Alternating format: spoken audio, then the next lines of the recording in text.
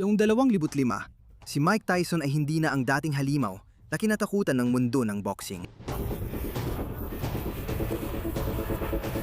Dumating na ang mga pagkatalo.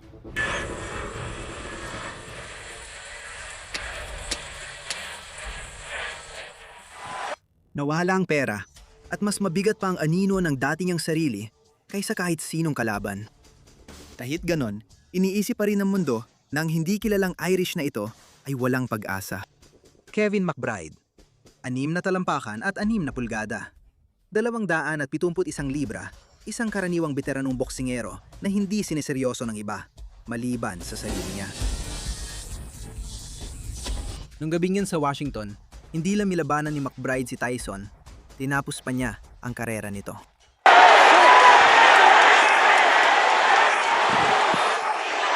Si Kevin McBride ay pinanganak sa Clones, Ireland, isang maliit na bayan na hindi kilala sa pag-produce ng world-class na boksingero. Kinatawan niya ang Ireland sa Olympics sa Barcelona noong 1992 at sa parehong taon ay naging professional siya. Ang kanyang karera ay parang karaniwang veteranong boksingero. Mga panalo laban sa mga katamtamang kalaban at inang pagkatalo na hindi inaasahan ng kahit sino. Walang malalaking titulo o mga gabing tatatak. Pero may isang bagay na hindi kayang bilhin. Malaking pangangatawan at matibay na determinasyon. May 32 panalo at 27 knockout. Dumating siya bilang tipikal na panakip butas na kalaban para madaling manalo ang bituin. Sabi pa ni Tyson, madali niya itong mapapa-knockout. Napakalaking pagkakamali. Ayos lang lahat. Mas malakas lang ingay kapag bumabagsak ang malalaking tao. Sinasabi mo bang magiging knockout ito? Walang duda. Nag-ensayo ako ng maraming oras sa loob ng 11 linggo. Nasa kondisyon ako at kumpiyansa. Sa pinakamasamang yugto ng buhay niya, pumasok si Tyson sa laban matapos matalo kay Lennox Lewis noong 2002.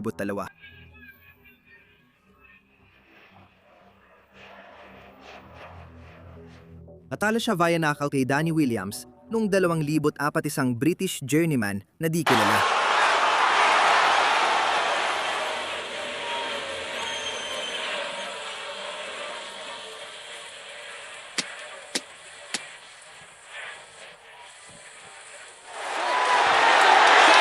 Nagdeklara siya ng pagkabangkarote noong 2003 at lumalaban na lang talaga dahil kailangan niya ng pera. Kumita siya ng $5.5 milyong noong gabing yon. Kumita si McBride ng 150,000 pero hindi perang nagpapapanalo sa laban.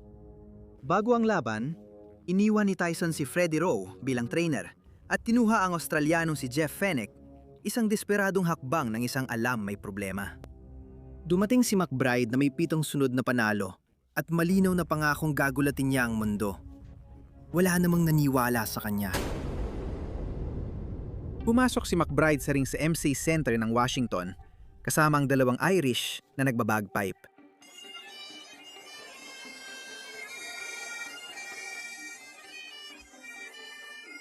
Binuska siya ng mga tao. Kalmadong lakad ni Tyson.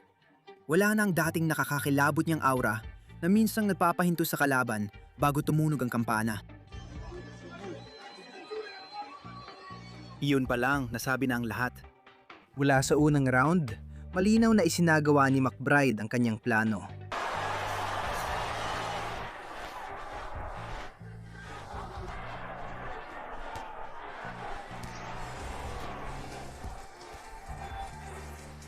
Gamit ang mahabang jab, pinanatili niyang malayo si Tyson.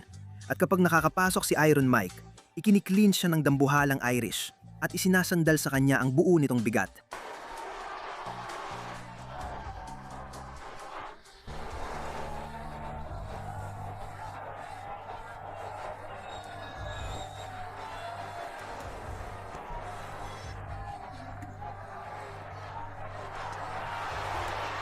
$271 ang dumidiin kay Tyson, round matapos round.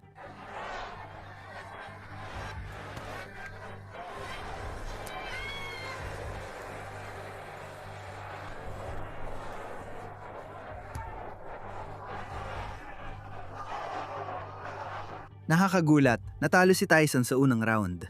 Huling natalo siya sa unang round noong laban kay Evander Holyfield. Halos 10 taon na ang nakalipas.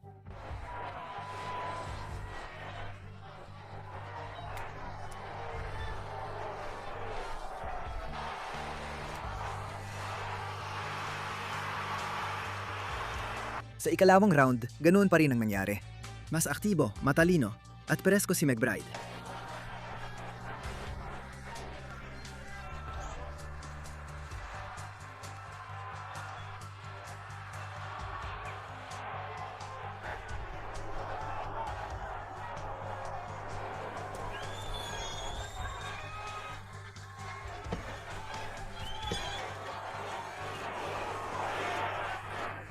Sa ikatlong round, muling lumabas ang galing ni Tyson.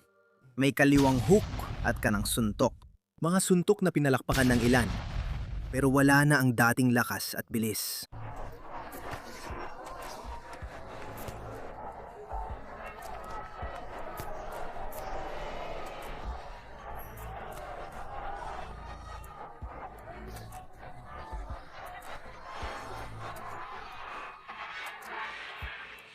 Sa ika-4 na round, bumaba si Tyson para maghanap ng knockout gamit ang mga kaliwang uppercut at malalalim na suntok sa katawan.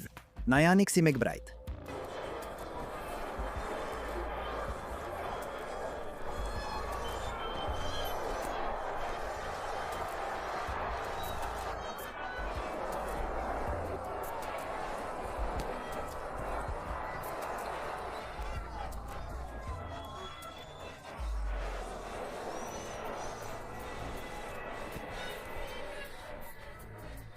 Parang matatapos na ni Iron Mike ang laban ngayon.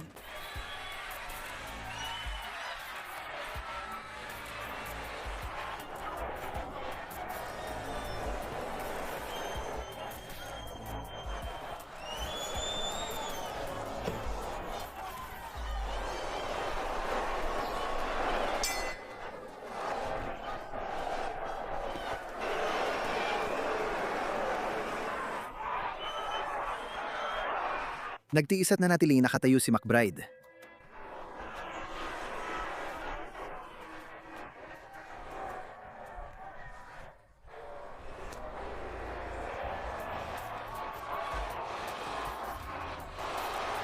Pagsapit ng ikalimang round, gumana na ang estratehiya ng Irlandes. Pagod na si Tyson, mas mabagal, maikli at kulang na sa bagsik ang mga suntok niya.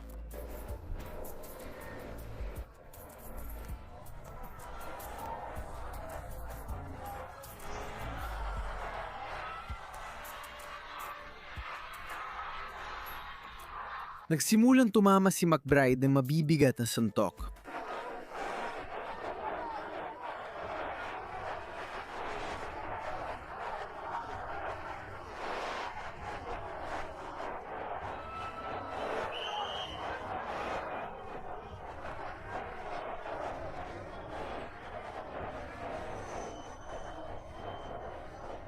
Sa ika-6 na round, tuluyang nawala kay Tyson ang composure at sinubukan niyang baliin ang kaliwang braso ni McBride habang nagka-clinch sila. Sinusubukan niyang baliin ang braso nito. Binalaan siya ni Joe Cortez. Mike, tigil lang pag-atake sa braso niya. Naiintindihan? Ikaw rin. Gusto ko ng malinis na laban. Ayos? Tara na. Sinadya niyang headbuttin si McBride at nagdulot yan ng hiwa sa mata nito.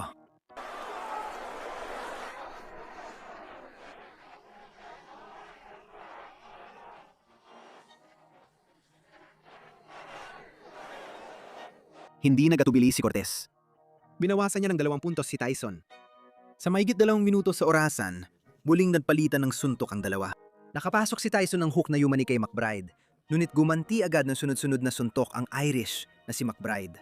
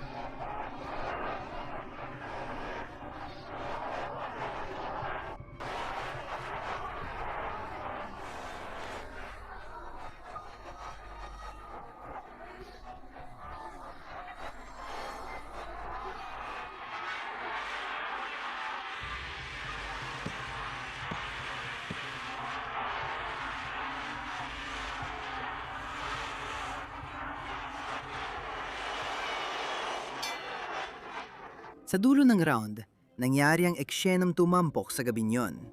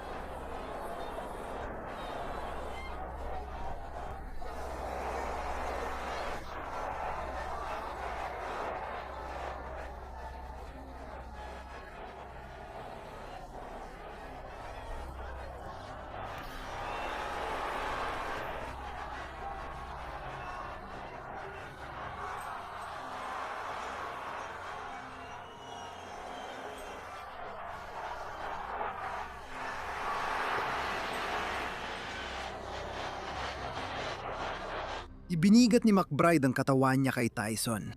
Bumagsak si Tyson sa sahig, nakabuka ang binti at nakasandalan likod sa lubid. Idiniklara ng referee na nadulas lang yon. Pero hirap makatayo si Tyson. Mabagal siyang naglakad papunta sa kanyang sulok na parang tuliro.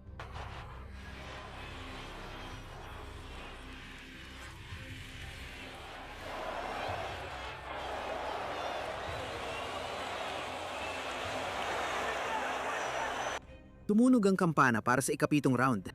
Hindi na tumayo si Iron Mike mula sa kanyang upuan.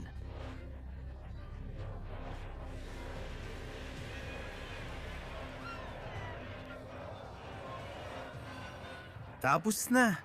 Si Kevin McBride ang nanalo. Sumuko si Mike Tyson. Ang lalaking naghasik ng takot sa mundo ng boxing sa loob ng 20 taon ay nanatiling nakaupo at sinabi sa koponan na hindi na siya magpapatuloy. Technical na knockout sa ikapitong round. Panalo para kay Kevin McBride. Lamang pa rin si Tyson sa 2 sa 3 scorecard nang sumuko siya. Ngunit matagal nang sumuko ang kanyang katawan at puso bago ang isipan niya. Matapos ang laban, tumingin si Tyson sa kamera at nagsabi ng di inaasahang bagay mula sa pinakakinatatakutang tao. Gusto mo pa bang magpatuloy? Oo, gusto ko pa. Pero habang binubugbog niya ako, naisip kong wala na akong maibibigay. Kaya ako pang panatilihin ang katawan ko sa ayos, pero wala na akong ganang lumaban. Kailan mo na-realize yun habang naglalaban kayo? Hindi ko alam mula pa simula. Sorry kung nabigo ko kayo. Wala na ito sa puso ko. Nakikipaglaban na lang ako dahil kailangan ko ng pera. Wala na akong ganang gawin ito. Mas gusto ko nang alagaan ang pamilya ko. Wala na akong bangis. Hindi na ako hayop. Hindi ka na ba muling lalaban? Tama, hindi ko lalapastanganin ang sport na ito. Sa mga salitang yon, inanunsyo ni Mike Tyson ang pagre-retiro niya sa profesional na boxing. 50 panalo. 44 na knockout. 6 na pagkatalo. Dumating ang katapusan habang nakaupo sa bangko sa harap ng journeyman na taga-Islandia na di kilala. Si Kevin McBride ay kumita ng $100,000 at $50,000 noong gabing yon. Si Tyson ay kumita ng $5,000,000 at $500,000. Pero hindi kayang bilhin ng pera ang natamo ni McBride. Ang titulong siyang taong nagparetiro kay Iron Mike Tyson. Mag-subscribe at sabihin sa komento, sa tingin mo ba dapat nagretiro na si Tyson bago ang laban na ito?